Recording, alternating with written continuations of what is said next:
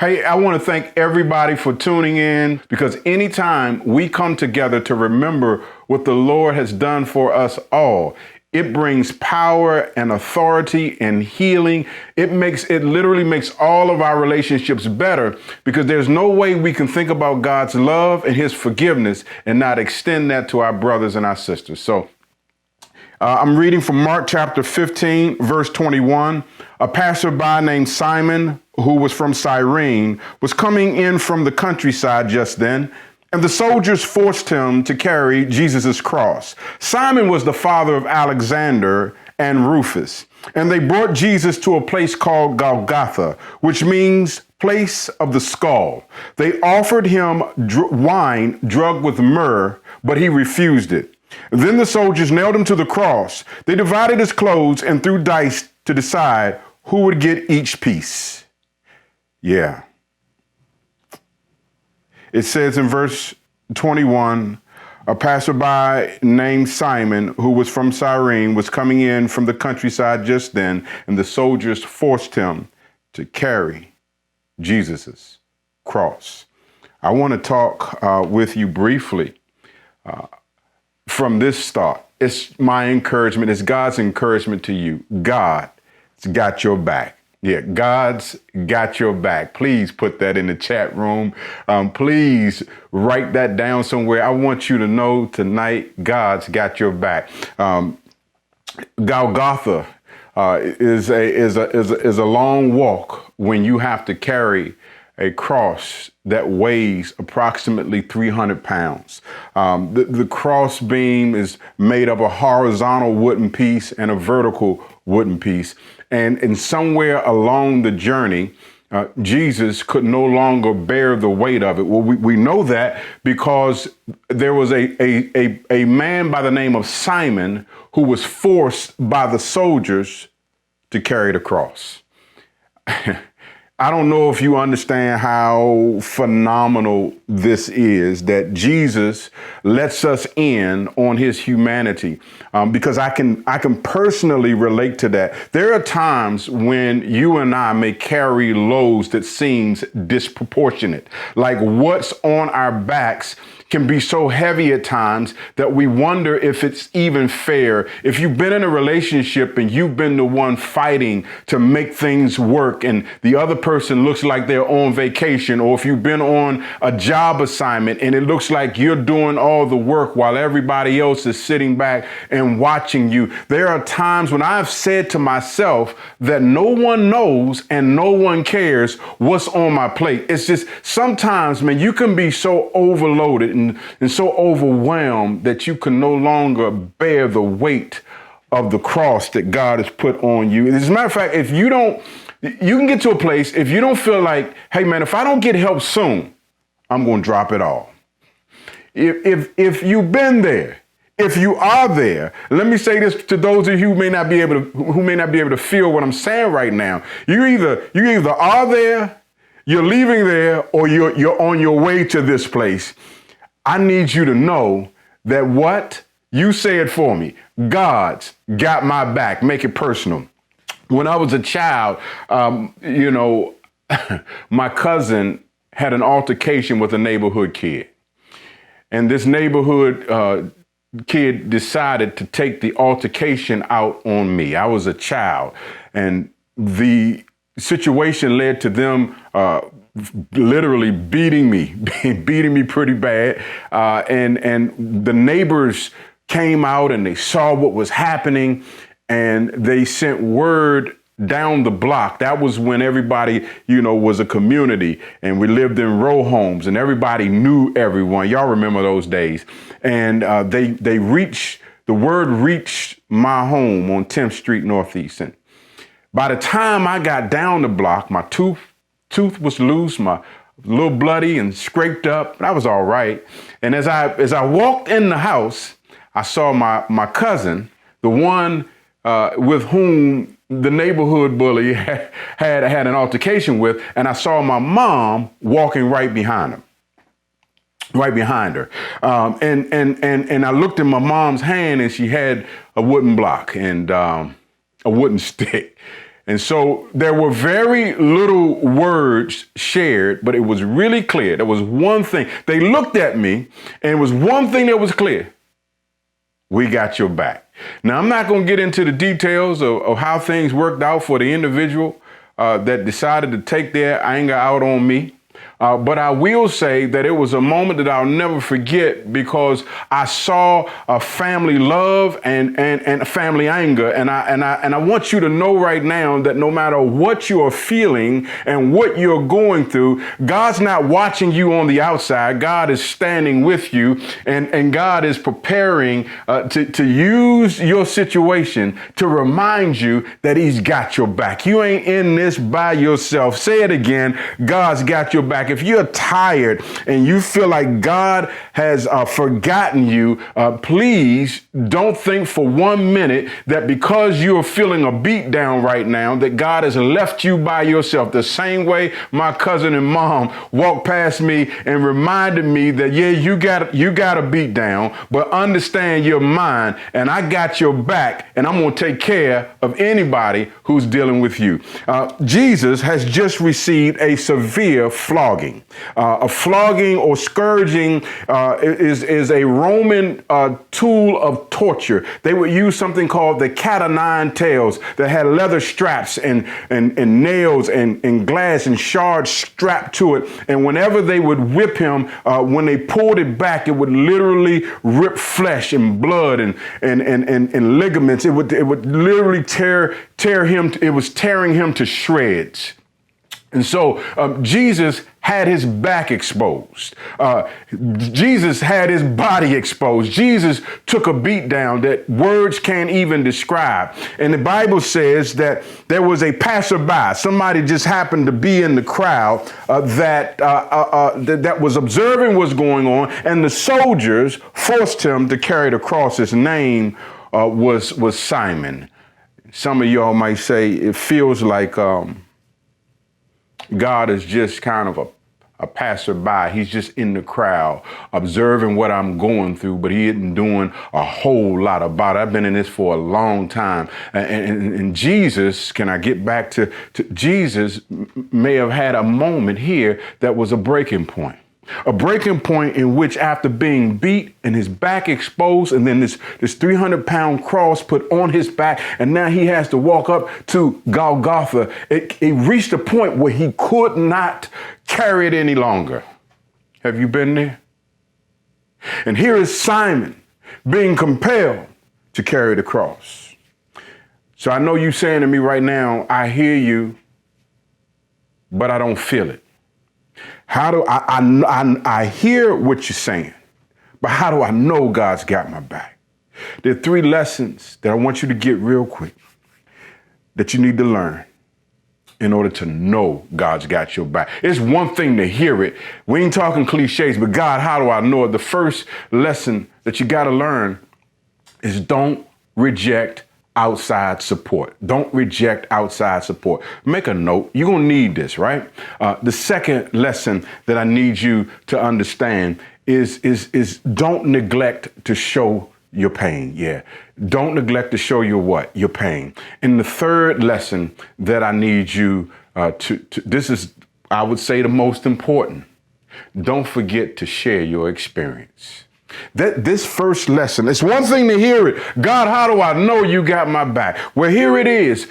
Don't reject outside support. Simon of Cyrene he was a passerby.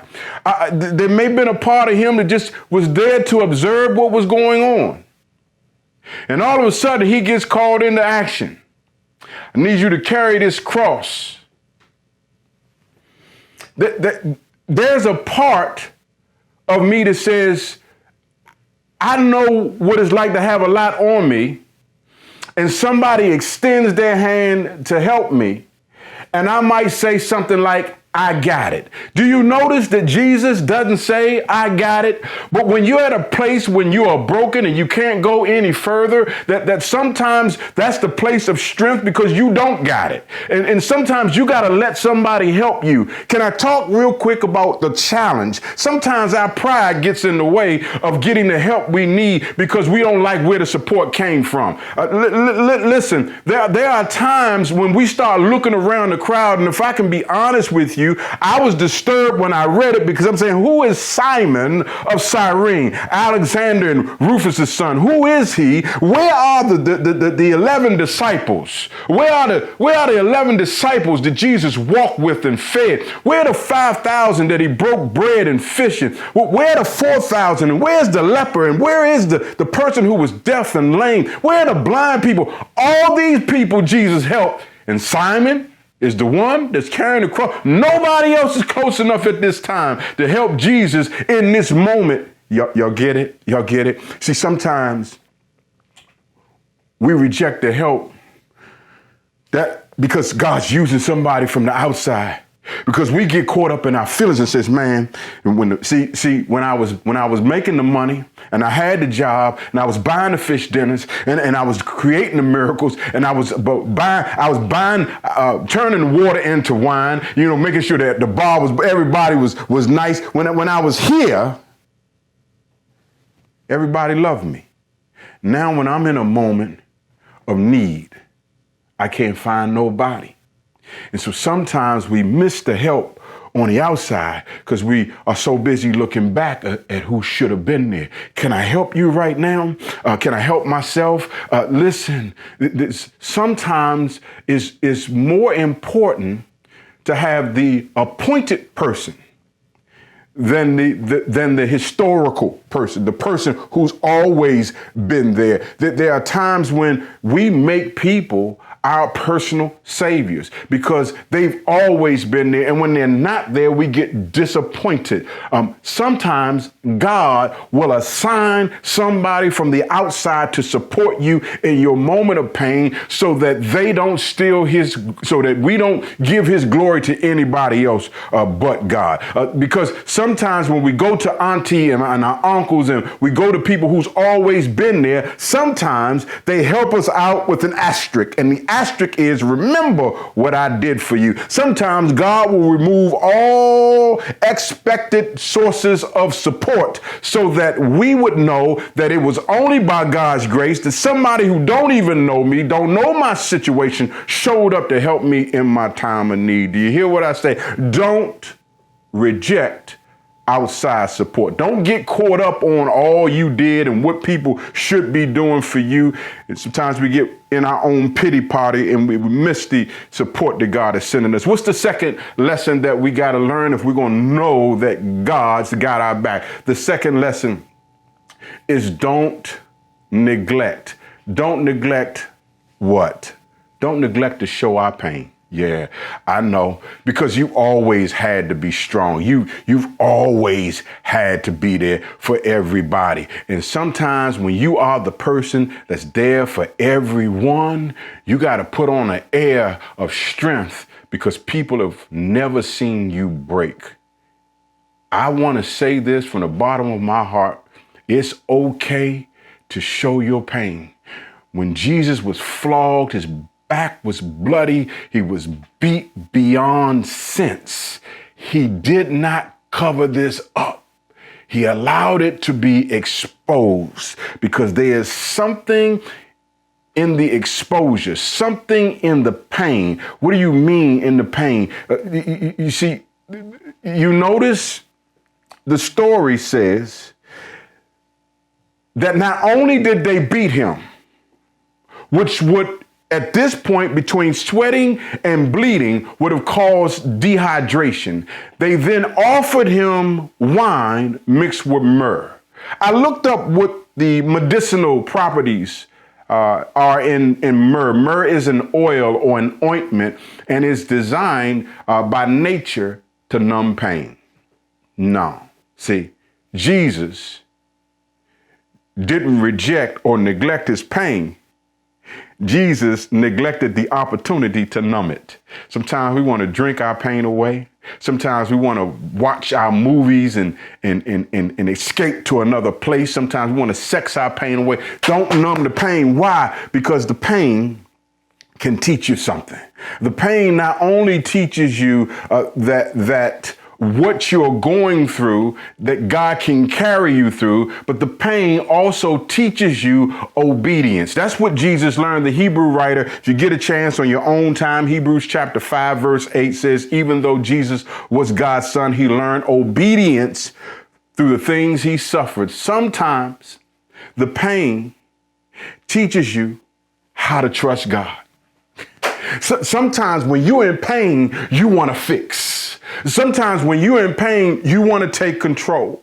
But when Jesus was in pain, he learned obedience. What's obedience? It means that God, I am suffering right now, but I refuse to satisfy myself. I am going to entrust myself to you who judges justly. I know the situation is unfair, but the situation isn't a characterization of who you are. By nature, you are just. And how do I know that you are just? Right now, I'm going through a very unfair situation. Well, how do you reconcile what you're going through, your circumstances you're going through? Because even though it's unfair, I won't try to get revenge, or I won't try to level the playing field. Why? Because I am learning how to trust God to step in when you cut me and you spoke to me the wrong way and you mistreated me. Yes, I wanted to retaliate, but I'm going to learn how to be obedient. Jesus exposed his pain. He didn't hide it, but he neglected the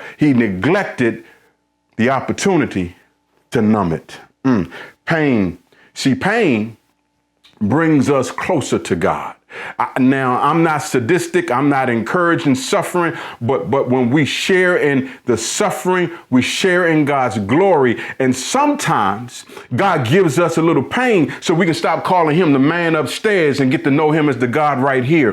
Pain gets us from looking at the Christian experience from an outside observatory perspective, and it brings us into an intimate acquaintance with God, because God joins us in the midst of our pain. I'm just trying to encourage you right now. Don't neglect to show your pain, because that's why people say they know Jesus, but they really don't, because they ain't gone through nothing. It's when you've gone through something that it brings about a bond and a level of intimacy that says, man, you can't tell me that God ain't real, because I know him based on what I went through. What I went through, I couldn't have survived apart from the grace and the goodness of the Lord. Do you hear me? Don't neglect to show your pain, but please be careful not to numb it. Yeah. So this first lesson, don't reject. Don't reject. What am I asking you to do? Don't reject the opportunity to receive outside support. Don't neglect to show your pain. You're not weak because you show people you hurt. Stop telling people you all right, I'm all right. No, you're hurting. Tell us. And don't forget to share your experience. That's the last lesson. That's the most critical lesson. Don't forget to share the experience. Here is Jesus facing a load that he can no longer bear alone. Let that stick in your mind. Here is the creator of all things, God incarnate, God in the flesh, and he sets aside his godness so that he can experience what it is to be human and to refuse to walk. He could have called legions of angels to come down at his side and deliver him, but he does not. He shares the experience. Now, I know when we see Simon helping Jesus, we says, here's Jesus in a moment of weakness. I'd like to argue that in Jesus's weakness, he was teaching us what real strength looks like. You see, Simon had to take the cross from Jesus, who was bludgeoned and bloody and ripped to shreds. And I already can imagine that cross was covered in blood. And here is Simon watching from the outside, saying, man, that's tragic. Wonder what happened to this Poor man. Wonder what he did to be beat this way. It just looks very interesting. And then out of nowhere, he's called on to get up under the cross. You see, he moves from the outside to the inside, and the blood that was on the cross got on Simon. I hope you got this. See, sometimes what God does in order to really help you know that he got your back is he just gives you a sample size of the pain that he suffered on Calvary, and he puts it on you. A sample size of the blood that was spilled. You're going through something right now, but it ain't going to kill you. But God says, I need you to get out of the crowd, and I need you to feel a little bit of this weight. Now, I ain't putting the whole weight on you, because if I can be honest, the cross, I said, weighed 300 pounds, but Jesus was carrying a whole lot more than just the weight of the cross. If you can imagine what it's like that he died in our place, which means that he carried the guilt and the shame of the offender, the offense, and the offended, all at the same time. Can you, just one of your flaws, one of my flaws will have me taken out for weeks. Some of us haven't been able to move past the abuse that happened years ago, or somebody that mistreated us several decades ago. We are still messed up from that one event. Can you imagine the weight of all the pain of the world on your back at one time and at one moment? Yeah. And what Jesus does blows my mind. He could have mustered up some of his godness, could have made the cross levitate, told it where to go, and then hung on it without nails. But he didn't do that. He allowed a man to get up under the cross and feel just a hint of what he was going through. I don't know if you understand this. I don't know. See, God is trying to teach us that what we are going through isn't just about us, but what we are going through is allowing us not only to identify with Christ, but the reason you can be sensitive to somebody's addiction is because you were once addicted. The reason you know what it's like to be sensitive if somebody got anger issues because you've been there. See, sometimes God takes us through the pain so that we can share the experience. The problem is when we go through, we keep too much of the experience to ourselves, and God can't get no glory out of that. So there has to be enough pain so that you says, God, I know that I got your back. And the proof that you got it is I'm going to share it, because what's on me is too big for me to carry alone. And see, when you got something heavy enough that only God can step in and help you, only God gets the glory. There's more than pain on your back. You got to share the experience. Some of us have gone through some stuff that the history books are waiting to hear, and only 3 people know about it. Jesus did not hide what he was going through. He allowed the experience to be shared by a North African man named Simon. Okay, listen, I was doing some research. In 1938, a company called Jerry Outdoors invented something called the backpack. Yeah, it's called the backpack. Y'all are familiar with the backpack. It was originally designed for hiking and climbing. But somewhere in the 1960s, people discovered that carrying books in your hand became laborious. So Jerry Outdoors reassigned the purpose of the backpack to no longer just be for the purpose of climbing hills, but they saw the benefit that it had for our education. I don't want you to miss this. You are carrying more than pain on your back. God wants you to know that what's on you is a first-class education. If I can encourage you right now, you're not going through just to go through. God has not forgotten you. God has put something on your back, and the purpose of it is so that you can share the experience of someone who's going through the same. Can I give you a receipt? In 2 Corinthians chapter 1, verse 4, it says, He comforts us in all our troubles so that we can comfort others. When they are troubled, we will be able to give them the same comfort God has given us. Do you hear what I'm saying to you? You are going through the relationship drama because you're not only going to write books about it, you're going to be able to help thousands of couples through the drama you've gone through. Stop sitting on the experience and begin to share. You ain't got to share all of it, but share enough of it to remind people that God didn't just give you pain. God put a school on your back, and it's time that people become educated. What's the lesson? They need to know that God's got their back. So don't you dare reject the outside support. Don't you dare neglect to show your pain. Don't you dare forget to share the experience, because God sacrificed His Son so that you and I forever will know that God has our back.